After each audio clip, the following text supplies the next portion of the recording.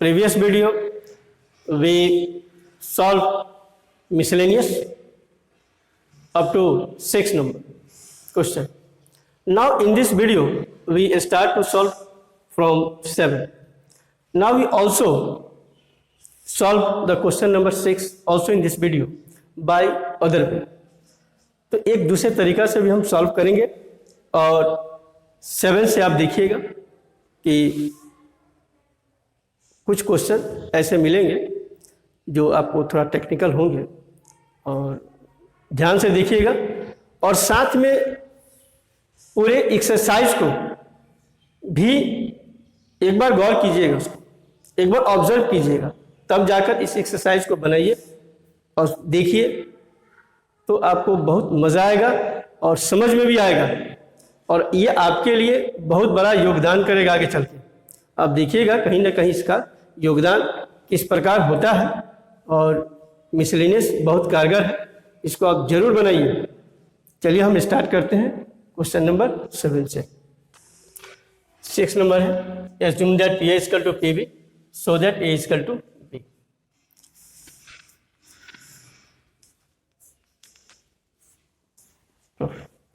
तो इसमें हम लोग A का एलिमेंट्स लेके चलेंगे। कोई मान लिया जाए इसको 9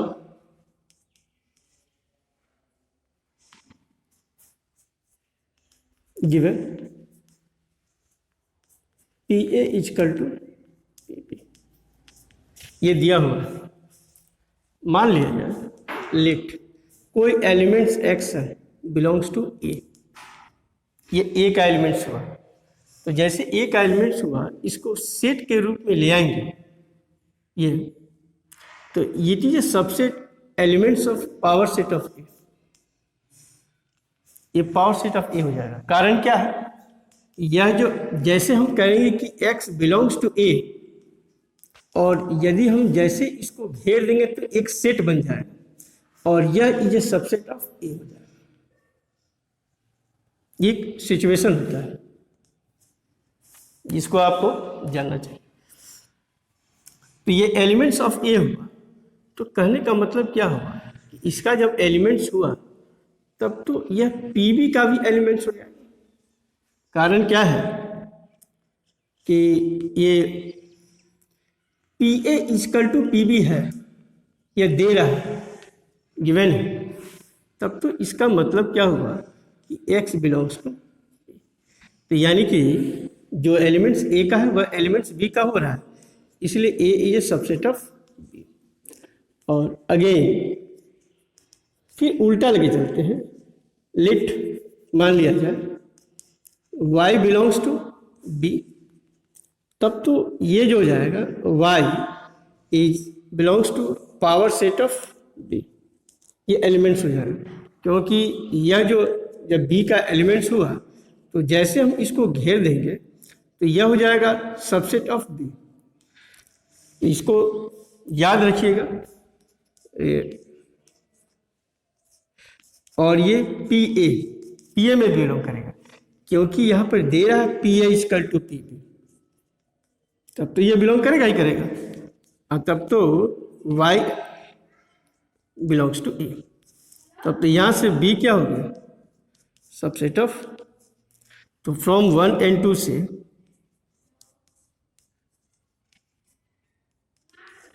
हम कह सकते हैं कि A इक्वल टू B। तो ये this is way good way, we can move this way also। so the question number 6, तो इस प्रकार ये क्वेश्चन बनेगा। अब हम लोग 7 नंबर क्वेश्चन देखते हैं कि 7 नंबर क्वेश्चन में क्या है। Be go ahead. Question number 7 देखिए, is it true that for any sets A and B, कोई भी सेट ए और बी के लिए क्या यह सही है कि power set of A union power set of B is equal to power set of A union B. और नीचे कहता है कि जस्टिफाई योर आंसर, अपने उत्तर को जस्टिफाई कीजिए। तो हम लोग देखिए कैसे बनता है। वैसे आप बना ही लिए होंगे, क्योंकि बात तो समझ में आ रही होगी। देखिए यहां पर हम लोग क्या करें, ए और बी को एक एग्जाम्पल है। ए माने हम एक लेट मान लिया जाए ए इजकल टू ए बी और बी इजकल टू मान लें सी डी।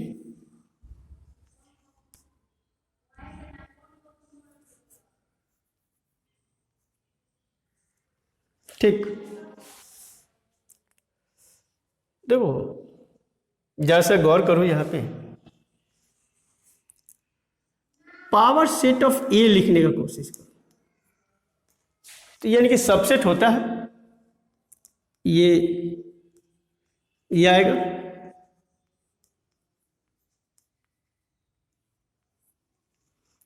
उसके बाद हम पावर सेट ऑफ बी लिखते हैं। देखो ये भी 5,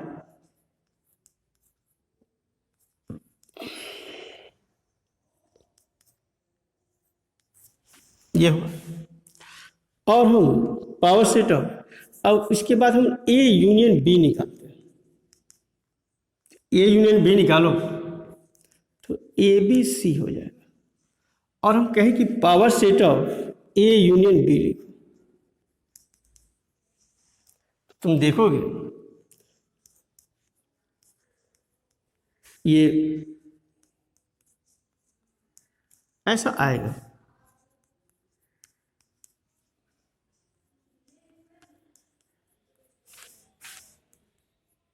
और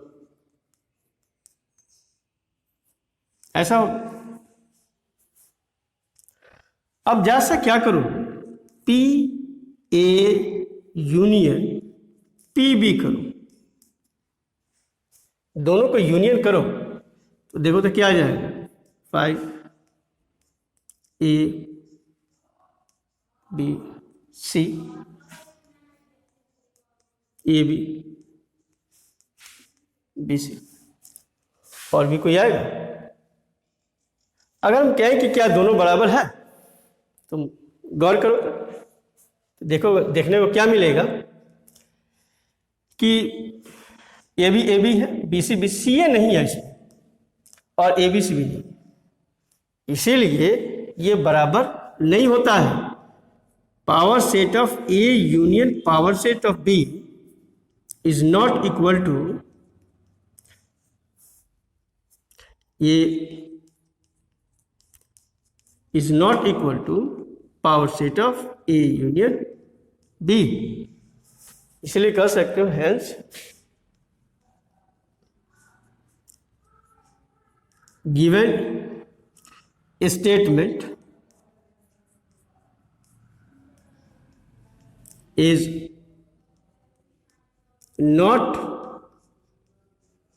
ट्रू, और ये जस्टिफिकेशन है उसका।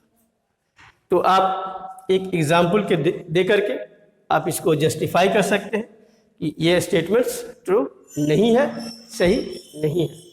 इसके बाद क्वेश्चन नंबर हम लोग 8, question number 8, so that for any sets A and B, A is equal to A intersection B union B A minus B, और दूसरा and A union B minus A is equal to A union B, हमको दो proof करना है। तो इसमें इसका property का इस्तेमाल हो रहा है, डिफरेंस बिटवीन द सेट्स का, ए यूनियन बी का, इसका प्रयोग हम लोग करेंगे। अगर आप प्रॉपर्टी जानते हैं तो इजीली इसको सॉल्व कर सकते हैं।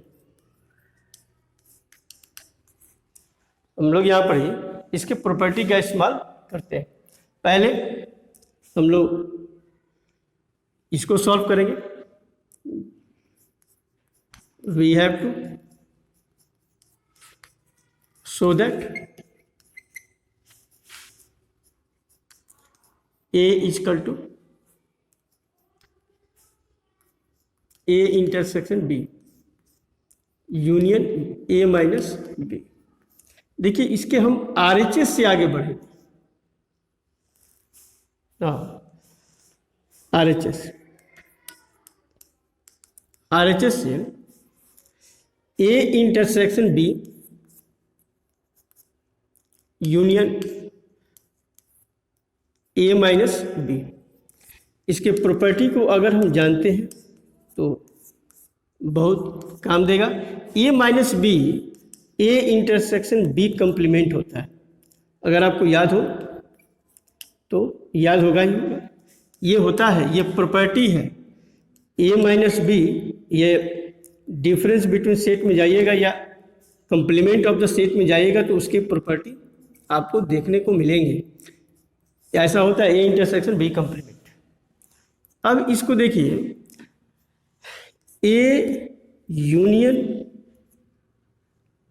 A, दोनों साइड में क्या है कि आप देखिएगा A इंटरसेक्शन है, तो आप जरा सा गौर कीजिए, इसको कॉमन लेने का कोशिश कीजिए। A intersection B union B complement, ठीक। अब A intersection B union B complement, ये इन्वर्सल सेट होता है।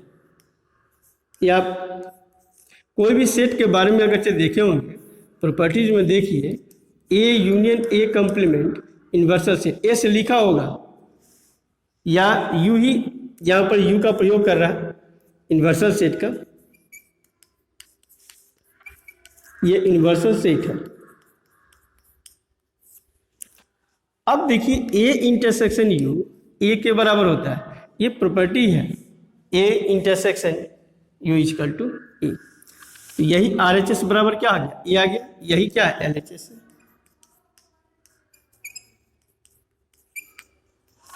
फिर अब सेकेंड नंबर पर गौर कीजिए, and further we are going to show that ये A union B minus A equal to A union B। देखिए यहाँ भी LHS से बढ़ सकते हो, A union B minus A देखो, फिर ये प्रॉपर्टी लगाओ A union B intersection A complement, ये तो देखो अब डिस्ट्रीब्यूटिव लॉ लगा दी इसमें, A union B intersection A union A complement, ये तो देखोगे A यूनियन A कंप्लीमेंट, फिर यही प्रॉपर्टी आ गया A यूनियन A कंप्लीमेंट, तो यह तुम देगा A यूनियन B और ये इंटरसेक्शन इन्वर्सल सेट। यहाँ पर U क्या है, इन्वर्सल सेट है, और इसके साथ इन्वर्सल सेट के साथ किसी का भी इंटरसेक्शन कराओगे तो वही का वही सेट तुमको देता है, यह A यूनियन B देगा। इस प्रकार हम लोग कर लें। तो ये 8 नंबर क्वेश्चन जो है इस प्रकार, अगर प्रॉपर्टी जानते हैं तो आराम से आसानी से आप इसको शो कर सकते हैं, प्रूफ कर सकते हैं। 9 number, using properties of sets so that A union A intersection B equal to A। दूसरा number A intersection A union B equal to A। इसका प्रयोग हमने किया ही है और आपको प्रॉपर्टीज में देखिएगा इसको लिखे भी, लेकिन यहाँ हम लोग इसको प्रूफ कर लेते हैं। पहला नंबर देखो, A union A intersection B equal to A, इसको प्रूफ करना है। तो अगर हम LHS शुरू करते हैं, LHS A union A intersection B, देखिए A intersection universal set A के बराबर होता है।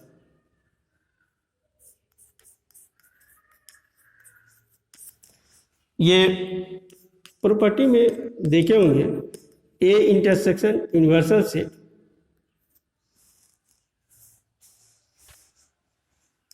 A के बराबर होता है। अब देखो ये हम इसको A intersection universal set U union B लिख सकते हैं। देखिए यहाँ पर मोटा जैसा जो लिखा हुआ है इसका मतलब ये यूनिवर्सल सेट हुआ। ये यहाँ आप जो लिख रहे हैं ये जो है, ये जो मोटा जैसा जो प्रयोग कर रहे हैं आपको ये समझ लो कि ये यूनिवर्सल सेट है, ठीक। तो ए इंटरसेक्शन ये यूनिवर्सल सेट ही देगा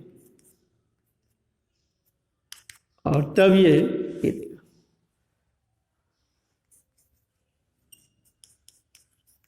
अब आते हैं हम लोग दूसरे नंबर पर। दूसरा नंबर देखोगे इसमें है A intersection A union B equal to. तो इसमें भी हम लोग LHS से शुरू करते हैं, ये भी इजी है। A intersection A union B. अब ये बताइए कि ए यूनियन नल क्या देता है? नल। अब इसको आप ऐसे लिख सकते हैं A union null intersection B. अब देखो नल के साथ किसी का भी इंटरसेक्शन कराओ वो तो नल ही देगा। ये कैसा सेट देगा? और ए यूनियन नल ए के बराबर। यही आपको RHS हो गया, यानी कि प्रूफ। इस प्रकार ये क्वेश्चन सॉल्व बहुत आसानी से देख सकते हैं। बस प्रयोग करना है, यहाँ पे देखना है यहाँ पर ए की जगह पर क्या लिखे और सिमिलरली यहाँ देखना होगा ए के स्थान पर क्या लिखे। तो ए यूनियन नल भी ए के बराबर होता है और ए इंटरसेक्शन यूनिवर्सल सेट भी ए के ही बराबर होता है। इसी का प्रयोग यहाँ पर मुख्यतः रूप से किया गया है। क्वेश्चन नंबर हम लोग 10। तो क्वेश्चन नंबर 10 कहता है कि so that A intersection B equal to A intersection C, और कहता है कि did not imply B equal to C. यानी कि कहने का मतलब क्या हो कि अगर यह दिया हुआ कि A intersection B equal to A intersection C है, तो यह कोई जरूरी नहीं है कि बी इक्वल टू सी भी होगा। इसी को शो करना है, इसी को दिखाना है। तो यहां पर दिखाने के लिए आपको एक एग्जाम्पल सेट करना, एक एग्जाम्पल आप सेट कीजिए।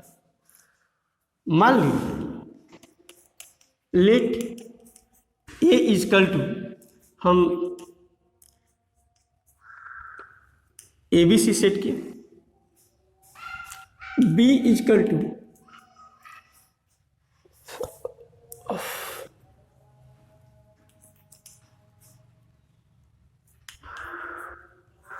ACD and C equal to मान लो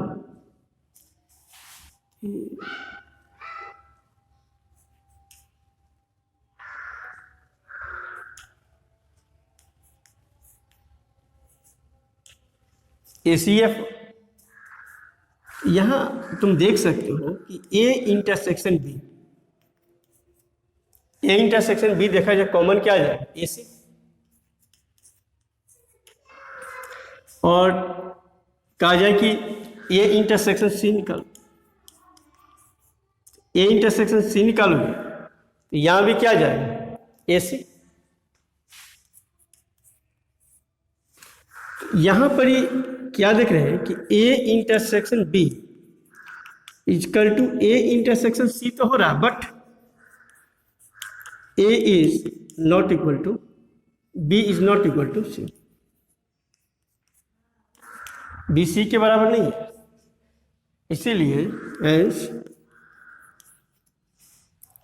कि if यदि A intersection B equal to A intersection C हो तो देन तब need not did not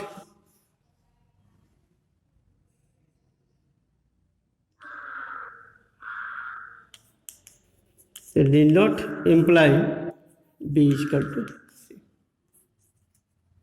तो कोई ज़रूरी नहीं है कि ये आपको एक एग्जाम्पल के द्वारा वेरी आसानी से दिखा सकते हैं। ये 10 नंबर का प्रश्न हुआ। इसके बाद हम लोग 11 नंबर के क्वेश्चन को ऑब्जर्व करेंगे, देखेंगे क्या है। 11 number, let A and B sets if A intersection X is equal to B intersection X is equal to 5 and A union X is equal to B union X for some set X so that A is equal to B.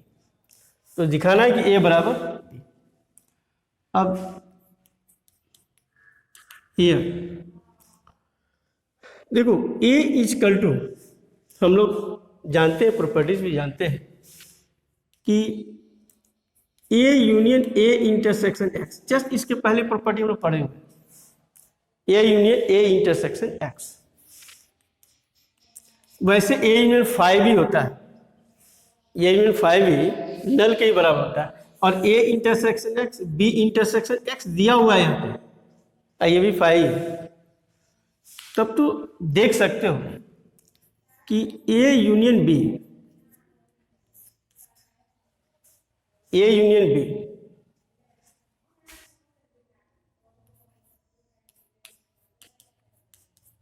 A union x,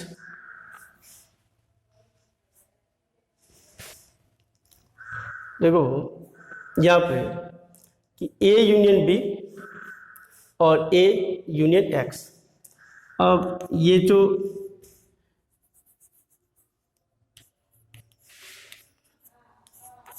A union B और intersection A union x, तो यहाँ पर ए union x कितना है, B union x, आराम से लिख सकते हैं। तो देखो ऐसे लिखा जाए, इंटरसेक्शन ऐसे जैसा करो तो ज़्यादा क्लियरेंस आएगा।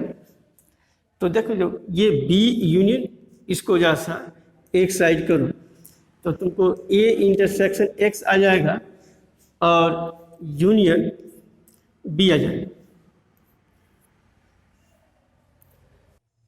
तो बाय डिस्ट्रीब्यूटिव लॉ, इसके बाय डिस्ट्रीब्यूटिव लॉ के द्वारा हम ये लिख सकते हैं इसको। अब यहाँ पर देखो ए इंटरसेक्शन एक्स, तो देखो ए इंटरसेक्शन एक्स क्या लिखा हुआ, नल। तो नल यूनियन बी क्या होगा, बी। इसलिए हम लोग ये ए इज इक्वल टू बी क्या करते हैं,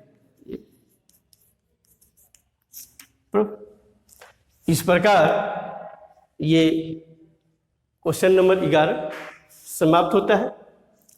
इस प्रकार हम लोग इस वीडियो में क्वेश्चन नंबर 6 भी हमने देखा है, 6, 7, 8, 9, 10, 11। तो यहाँ तक हम लोग बनाया। इसके बाद हम लोग क्वेश्चन, इसके नेक्स्ट वीडियो में हम लोग 12 से स्टार्ट करेंगे, 12 to 16। इसी प्रकार आप लोग समझे होंगे, सारे प्रश्न को समझ लिए होंगे, और नेक्स्ट वीडियो में आप इसके आगे के प्रश्न को देखिएगा। Thank you.